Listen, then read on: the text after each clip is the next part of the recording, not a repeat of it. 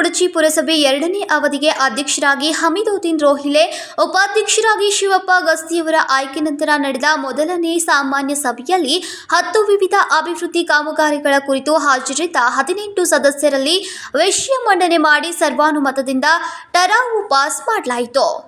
ಈ ಸಂದರ್ಭದಲ್ಲಿ ಪುರಸಭೆ ಅಧ್ಯಕ್ಷ ಹಮೀದುದ್ದೀನ್ ರೋಹಿಲೆ ನೀರು ಸರಬರಾಜು ವಿಭಾಗಕ್ಕೆ ಒಂದೇ ಹುದ್ದೆ ನೇಮಕಾತಿ ಮಾಡುವುದು ಹಾಗೂ ಸದಸ್ಯರು ಚರ್ಚೆಯಂತೆ ಪಟ್ಟಣದ ಅಭಿವೃದ್ಧಿ ದೃಷ್ಟಿಯಿಂದ ಆದಾಯವನ್ನು ಹೆಚ್ಚಿಸುವಲ್ಲಿ ಅಧಿಕಾರಿಗಳು ಕಾರ್ಯಪ್ರವೃತ್ತರಾಗಲು ಖಡಕ್ ಎಚ್ಚರಿಕೆ ನೀಡಿದರು. ನಮ್ಮೆಲ್ಲ ಸರ್ವ ಸದಸ್ಯರಿಗೆ ಮತ್ತೊಮ್ಮೆ ಧನ್ಯವಾದ ಹೇಳುತ್ತೇನೆ. ನಮ್ಮ ಮೇಲೆ ವಿಶ್ವಾಸ ಇಟ್ಟು ನಮ್ಮನ್ನು ಅಧ್ಯಕ್ಷರು ಮತ್ತು ನಮ್ಮ ಶಿವಪ್ಪಣ್ಣನ ಉಪಾಧ್ಯಕ್ಷರ ಆಯ್ಕೆ ಮಾಡಿದ್ದಾರೆ. ಅವಿರೋಧ ಆಯ್ಕೆ ಮಾಡಲಿಕ್ಕೆ ಎಲ್ಲ ಸದಸ್ಯರಿಗೆ, ನಮ್ಮ ಶಾಸಕರಿಗೆ ನಿಮ್ಮ ಮುಖಾಂತರ ಮತ್ತೊಮ್ಮೆ ಧನ್ಯವಾದ ಹೇಳಲಿಕ್ಕೆ ಬಯಸುತ್ತೇನೆ. ನಮ್ಮ ಮೊದಲನೇ ಮೀಟಿಂಗಲ್ಲಿ ನಾವು ಎಜುಕೇಷನು ಮತ್ತು ಹೆಲ್ತ್ ಬಗ್ಗೆ ಜಾಸ್ತಿ ಕಾಳಜಿಯನ್ನು ತಗೊಂಡಿವಿ. ನಮ್ಮ ಊರಿಗೆ ಬೇಕಾಗಿದ್ದಂಥ ನೀರಿನ ಸವಲತ್ತುಗಳು, ಚರಂಡಿ ಸ್ವಚ್ಛತೆ ಆಗಲಿ, ಬೇರೆ ಬೇರೆ ಕಾಯಿಲೆ ಬರೋದ್ರಿಂದ ಸ್ವಚ್ಛತೆ ಇಡಬೇಕಾಗಲಿ, ಸ್ಯಾನಿಟೇಷನ್ ಬಗ್ಗೆ ಜಾಸ್ತಿ ಕಾಳಜಿಯನ್ನು ತಗೊಂಡಿದೆ. ಮತ್ತು ಇಷ್ಟು ದೊಡ್ಡ ನಮ್ಮ ಊರಲ್ಲಿ ಒಂದು ಒಳ್ಳೆಯ ಲೈಬ್ರರಿ, ಗ್ರಂಥಾಲಯ ಇಲ್ಲ, ಅದಕ್ಕಾಗಿ ನಾವು ಆದ್ಯತೆಯನ್ನು ಕೊಟ್ಟಿದ್ದೇವೆ. ಒಂದು ಲೆಟರ್ನ ಆಲ್ರೆಡಿ ನಾವು ಬೆಳಗಾವಿ IW ಗ್ರಂಥಾಲಯ ಬರೆದಿದ್ದೀವಿ. ಅವರು ನಮಗೆ ಜಾಗವನ್ನು ಕೇಳಿದ್ದಾರೆ. ಇವತ್ತು ನಾವು ಮೀಟಿಂಗಲ್ಲಿ ಗ್ರಂಥಾಲಯಕ್ಕೆ ಜಾಗವನ್ನು ಇದು ಮಾಡೋಕ್ಕೆ ರೆಸಲ್ಯೂಷನ್ ಕೂಡ ಮಾಡಿದ್ದೀವಿ. ಮತ್ತು ಆದಷ್ಟು ಬೇಗನೆ ಗ್ರಂಥಾಲಯಕ್ಕೆ ಜಾಗ ಕೊಟ್ಟು ನಮ್ಮ ಇಲ್ಲಿ ಜನರಿಗೆ ಅನುಕೂಲ ಆಗಲಿ, ಎಲ್ಲ UPSC ಎಕ್ಸಾಮ್ ಆಗಲಿ, KPSC ಎಕ್ಸಾಮ್ ಕೊಡೋರಿಗೆ ಎಲ್ಲ ನಮ್ಮ ಊರಿನ ಎಲ್ಲ ಜನರಿಗೆ ಅನುಕೂಲ ಆಗಲಿ ಅಂತ ಒಂದು ಆದ್ಯತೆಯನ್ನು ಕೊಟ್ಟಿದ್ದೇವೆ. ಅದೇ ರೀತಿ ಮತ್ತು ನಮ್ಮ ಬೇರೆ ಬೇರೆ ನಗರೋತ್ಥಾನ 2-4 ಹಂತದಲ್ಲಿ ನಮ್ಮದೇನ ಊರಿನ ಅಮೌಂಟ್ ಇತ್ತು, ಅದರಲ್ಲಿ ಕೂಡ ನಾವು ನಮ್ಮ ಸಾರ್ವಜನಿಕರಿಗೆ ಸೋಲಾರ್ ಅಳವಡಿಸೋದಾಗಲಿ ಮತ್ತು ಹೊಲಿಗೆ ಯಂತ್ರ ಕೊಡೋದಾಗಲಿ, ಅದು ಕೂಡ ಎಲ್ಲರೂ ಸದಸ್ಯರು ಸೇರಿ ಒಂದು ಒಳ್ಳೆಯ ರೀತಿಯ ಒಂದು ಪ್ರೋಗ್ರಾಮನ್ನು ಇಟ್ಕೊಂಡಿದ್ದೀವಿ. ಅದೇ ರೀತಿ ಯಾವ ನಮ್ಮ ಊರಿನ ಮಕ್ಕಳು, ನಮ್ಮ ಊರಿನ ಹೆಮ್ಮೆ, ನಮ್ಮ ಊರ ಹೆಸರನ್ನು ಮೇಲ್ಡ್ ಮಟ್ಟಿಗೆ ತಂದಿದ್ದಾರೆ. ಸ್ಟೇಟ್ ಲೆವೆಲ್, ನ್ಯಾಷನಲ್ ಲೆವೆಲ್, ಅದು ಸ್ಪೋರ್ಟ್ಸಲ್ಲಿ ಇರಬೇಕು, ಕಲ್ಚರಲ್ ಆ್ಯಕ್ಟಿವಿಟೀಸ್ಗಳಲ್ಲಿ ಇರಬೇಕು, ಇಲ್ಲ ಮೆಡಿಕಲ್ ಸೀಟನ್ನು ಪಡೆದುಕೊಂಡಿರಬೇಕು ಅಂತ ಎಲ್ಲ ಮಕ್ಕಳಿಗೆ ನಾವೊಂದು ಪ್ರೋತ್ಸಾಹವನ್ನು ಕೊಡಬೇಕು ಅಂತ ಅದೊಂದು ಪ್ರೋಗ್ರಾಮನ್ನು ಇಟ್ಕೊತೀವಿ. ಮತ್ತು ಬರುವ ದಿನಮಾನಗಳಲ್ಲಿ ಒಂದು ಹೆಲ್ತ್ ಕ್ಯಾಂಪನ್ನು ಇಟ್ಕೊಳ್ಳೋದೊಂದು ವಿಚಾರವನ್ನು ಇಟ್ಕೊಂಡು ನಮ್ಮ ಎಲ್ಲ ಸರ್ವ ಸದಸ್ಯರು ಅದಕ್ಕೆ ಟ್ರಾವಲ್ ಮಾಡಿಕೊಟ್ಟು ಬರುವ ದಿನಮಾನ ಒಂದು ಹೆಲ್ತ್ ಕ್ಯಾಂಪು ಚೆಕಪ್ ಆಗಲಿ ಇಟ್ಕೋತೀವಿ. ನಮ್ಮ ಪುರಸಭೆ ವ್ಯಾಪ್ತಿಯಲ್ಲಿ ಬರುವ ಬಡ ಜನರಿಗೆ ಅನುಕೂಲ ಆಗಲಿ ಅಂತ ನಾವು ಹೆಲ್ತ್ ಕ್ಯಾಂಪ್ಗಳನ್ನು ಕೂಡ ಇಟ್ಕೊತೀವಿ. ಮಂಜೂರಾತಿ ಆದರೂ ಕೂಡ ಇಲ್ಲ. ನಾವು ನಮ್ಮ ಮಾಜಿ ಅಧ್ಯಕ್ಷರಾದ ದತ್ತಾಸನಿಕರು ಕಾಲದಲ್ಲಿ 3 ಗಾರ್ಡನನ್ನು ಅಳಿಸಿದ್ದೀವಿ. ಒಂದು ಜೈನಗಲ್ಲಿ ಹತ್ರ, ಒಂದು ಅಬೂಬಕರ್ ಮಸೀದಿ ಹಿಂದೆ, ಒಂದು ರೋಯಲ್ ಲೇಔಟ್ ಗಾರ್ಡನ್. ಅಂದರೆ ನಾವು ನಮ್ಮ ಇರೋ ಅನುದಾನದಲ್ಲಿ ಕಂಪೌಂಡ್ಗಳನ್ನು ಕಟ್ಟಿ ಅದಕ್ಕೆ ಪೇವರ್ ಬ್ಲಾಕ್ಸನ್ನು ಹಾಕಿಸಿದ್ದೀವಿ. ಈಗ ಅದು ಏನು ಮಕ್ಕಳ ಆಟ ಆಡೋ ಸಾಮಾನುಗಳಿಗೂ ಟೆಂಡರ್ ಆಗಿತ್ತು, ಇಂಜಿನಿಯರಿಂಗ್ ಕೇಳಿದ್ವಿ, ಅನುದಾನ ಬಂದಿಲ್ಲ ಅಂತ ಹೇಳಿದರು. ಅದು ಕೂಡ ನಾವು ನೋಡ್ತೀವಿ. ಬರೋ ದಿನಮಾನಗಳಲ್ಲಿ ಯಾವ ಥರ ಗಾರ್ಡನನ್ನು ಒಳ್ಳೆಯ ಸ್ವಚ್ಛತೆ ಇಡಬೇಕು, ಊರಲ್ಲಿ ಎಲ್ಲ ಕಡೆ ಟ್ರೀಸ್ ಗಿಡಗಳನ್ನು ಹಚ್ಚಬೇಕು, ಒಂದು ಗಾರ್ಡನ್ನಲ್ಲಿ ಕೂಡ ಗಿಡಗಳು ಹಚ್ಚಬೇಕು. ಜನರಿಗೆ ಕೂಡೋಕ್ಕೆ ನಮ್ಮ ಬೆಂಗಳೂರು ಮುಖಾಂತರ ಬೆಳಗಾವಿಯಿಂದ ಆ ಥರ ಮಾಡೋಕ್ಕೆ ಅಷ್ಟು ಸವಲತ್ತುಗಳಿಲ್ಲ.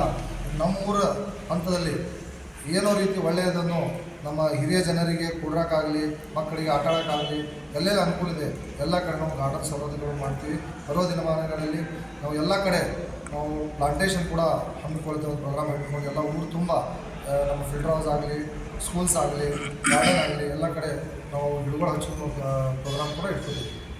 ಪುರಸಭೆ ಆದಾಯ ಹೆಚ್ಚು ಮಾಡೋಕ್ಕೆ ಏನೇನು ಕ್ರಮ ಕೈಗೊಂಡಿದೆ?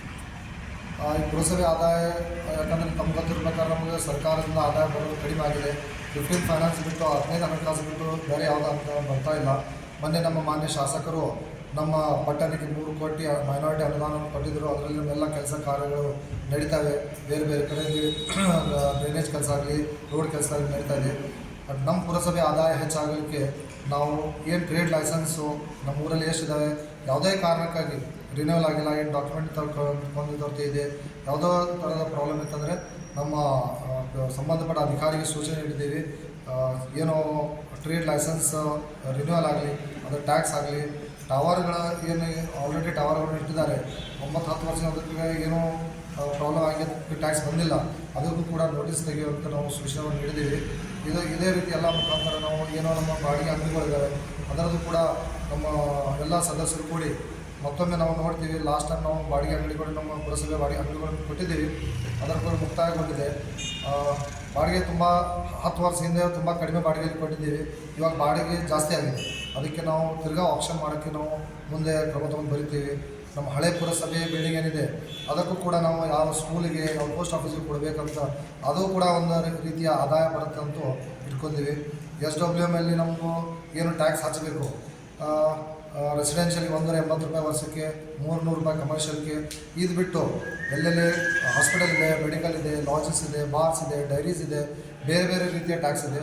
ಅವ್ರಿಗೂ ಕೂಡ ನಾವು ಒಂದು ಎಲ್ಲ ಸದಸ್ಯರು ಕೂಡಿ ಒಂದು ಚರ್ಚೆಯನ್ನು ಮಾಡಿ ಎಷ್ಟು ಆದಾಯ ನಮಗೆ ಹೆಚ್ಚಾಗುತ್ತೆ ಪುರಸಭೆಗೆ ಆ ಚರ್ಚೆಯನ್ನು ಮಾಡಿ ಖಂಡಿತವಾಗಿ ಅದು ನಮಗೆ ಆದಾಯ ಬರೋಕ್ಕೆ ನಾವು ಎಲ್ಲ ರೀತಿ ಕೂಡ ಮಾಡಿರ್ತೀವಿ. ನಂತರ ಅಧ್ಯಕ್ಷರ ಅಪ್ಪಣೆ ಮೇರೆಗೆ ಅಭಿಯಂತರರ SR ಚೌಗ್ಲಾ ಸರಿಯಾಗಿ ಕಾರ್ಯನಿರ್ವಹಿಸದೆ ಯಾವುದೇ ಮಾಹಿತಿ ಕೇಳಿದ್ರೂ ಹಾರಿಕೆ ಉತ್ತರ ನೀಡ್ತಾರೆ. ಹಲವು ವರ್ಷಗಳಿಂದ ಕಸಗೂಡಿಸುವ ವಾಹನ ಹಾಗೂ ಇತರೆ ವಾಹನಗಳು ಬಳಕೆಯಾಗದೆ ನಿಂತು ಹಾಳಾಗ್ತಾ ಇದ್ದು ಇದರ ಉಪಯೋಗದ ಬಗ್ಗೆ ಹಾಗೂ ಟೆಂಡರ್ ಮುಗಿದ್ರೂ ಹೋದೋಟಗಳಲ್ಲಿ ಮಕ್ಕಳಿಗೆ ಆಟದ ಸಾಮಾನುಗಳನ್ನು ಪೂರೈಸದೆ ಮಾಹಿತಿ ನೀಡ್ತಾ ಇಲ್ಲ. ಹೀಗೆ ಮುಂದುವರೆದರೆ ಖಾಸಗಿ ಅಭಿಯಂತರರನ್ನ ನೇಮಕ ಮಾಡುವಂತೆ ತಿಳಿಸುತ್ತಾ ಅವರನ್ನ ಮಾಜಿ ಅಧ್ಯಕ್ಷ ದತ್ತಾಸನಕ್ಕೆ ತರಾಟೆಗೆ ತೆಗೆದುಕೊಂಡ್ರು. ಗಾಡಿ ಮೇಂಟೆನೆನ್ಸ್ ಮಾಡೋ ಕೆಲಸ ನಿಮ್ದು ಐತಿ. ಎಲ್ಲನೂ ನಮ್ಮ ಮಾಹಿತಿಗೆ ಆಗೈತಿ ನೋಡ್ರಿ.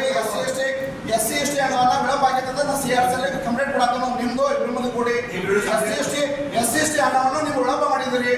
ನಾ CRC ಇವತ್ತಿನ ಕಂಪ್ಲೇಂಟ್ ಕೊಡ್ತೀನಿ, ಅದ್ರ ಮುಂದೆ ಉತ್ತರ ಆಗಿ CRC ಕೊಡ್ರಿ. ನೋಡಿ ಯಾವ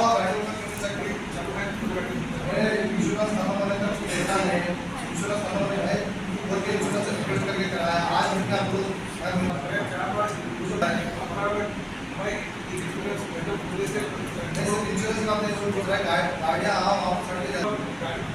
जो आपको गाड़ी पहले 50 रुपये टाइम मंगाना अभी भी पॉइंट कर लगाओ आगे खड़ा करके जो चीज़ जरूरत है DMC को वही चीज़ मंगाने का, और उसको मंगाने के बाद उसमें लाना नहीं भी यूज़ हो रहा है तो उसको कैसे उसकी कंडीशन दे, घर की गाड़ी चेक करने के लिए हम लोग हमारी पूरी गाड़ी घर की पूरी सब हम लोग सैलरी ले तो हमारा घर का काम नहीं देख ले तो बोल रहा हूँ, सबको ही बोल रहा हूँ, वो चीज़ हम लोग DMC का मंगाते हैं, हमारा सबका जवाबदारी है अध्यक्ष का अच्छे से नहीं पूछ रहा कि यहाँ का क्यों नहीं देख रहा. ಜೈನ್ ಗಲ್ಲಿ ಗಾರ್ಡನ್ ಸ್ವಚ್ಛ ಆಗಿತ್ತು. ಆಮೇಲೆ ಗಾರ್ಡನ್ ಮಾಡಿದ್ವಿ. ಗಾರ್ಡನ್ ಮಾಡಿದಾಗ 3,75,00,000 ಏನೋ ಟೆಂಡರ್ ಕಳೆದ ಆಟಿಕೆ ಸಾಮಾನು. ಅದು ಆಟಿಕೆ ಸಾಮಾನು ಪುರುಷಾರ ನೀವ ನಾಲ್ಕು ಹೋದಕ್ಕೆ ಅವ್ರಿಗೆ ಭಾಳ ತ್ರಾಸ ಆಗತ್ತದೆ ಇಂಜಿನಿಯರ್ಗೆ. ಟೆಂಡರ್ ಹೆಂಗೆ ಕರೆದ್ರಿ? ಟೆಂಡರ್ ಕರೆದಾಗ ಹೇಳ್ತಾ ಕೇಳ್ರಿ, ನಾಳೆ DCM ಸಲ ಓದದೆ ಟೆಂಡರ್ ಕರೆದ ನಂತರ ನೀವು ವರ್ಕ್ ಔಟ್ ಕೊಡೋದ್ನಾಗ ನೀವು ಒಪ್ಪುತ್ತೀರಿ. ಯಾರು ಟೆಂಡರ್ ಆಗಿದೆ ಅದು ಹೇಳ ಬಾಯ್ ಬಿಟ್ಟು ಹೇಳ ಈಗ ಅದು ನೋಡ್ರಿ, ಅದು ಹೆಂಗಾಗೈತಿ ಆಗಿದ್ದ ಕೆಲಸ 3 ಲಕ್ಷ ಆಕೈತಿ. ನೀವು ಆಟಿಕೆ ಸಾಮಾನು ಹೇಳಿರ್ತ ಕೇಳೋಲ್ಲ, ಮುನ್ಸಿರೋ ಮುನ್ಸಿಲ್ಲ ಅದು ಹೇಳ್ರಿ.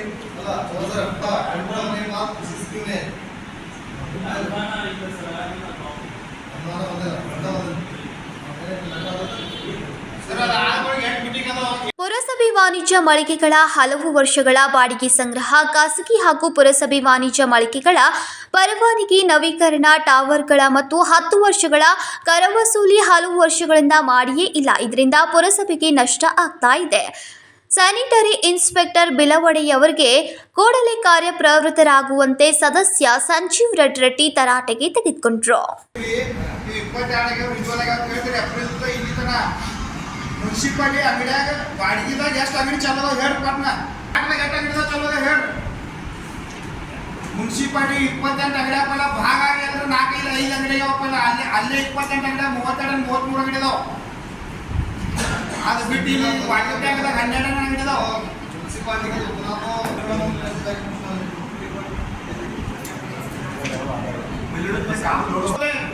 सब जुगाने गुलाम खुशी डायरेक्ट बोलता है हमने क्या व्हाट्सएप कर इसको व्हाट्सएप कर देना चाहिए.